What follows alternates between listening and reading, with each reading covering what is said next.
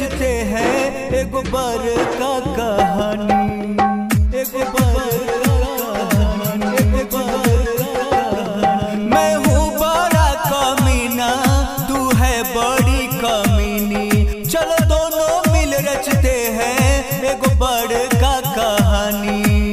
खुलम खुला प्यार करेंगे बीच बाजार में, खुलम खुला प्यार करेंगे बीच बाजार में। सबके सामने में चूमेंगे, किसी का डैडी से न डरेंगे। सबके सामने में चूमेंगे, किसी का डैडी से न डरेंगे, किसी का डैडी से न डरेंगे। चौपाटी जाके हम भेलपूरी खाएंगे, सीना से साट के तुझको फोटो खिंचाएंगे, फोटो खिंचाएंगे, फोटो खिंचाएंगे। चौपाटी जाके हम भेलपूरी खाएंगे, सीना से साट के तुझको फोटो खिंचाएंगे।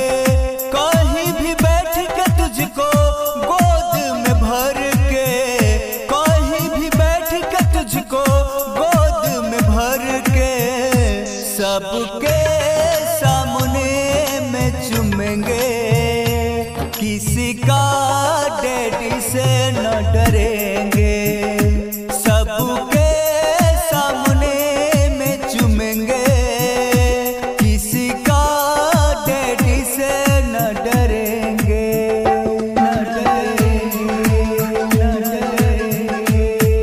करूँगा गुलामी तेरे नखरे उठाऊंगा, तुझको कसम यारा शादी भी रचाऊंगा, तुझको कसम यारा शादी भी रचाऊंगा।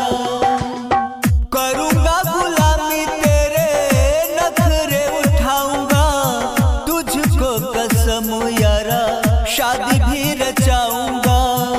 मैं हूँ राजू देवगत पगला दीवाना, ओ है संजय दीवाना पगला दीवाना। सबके सामने में चूमेंगे, किसी का डैडी से न डरेंगे।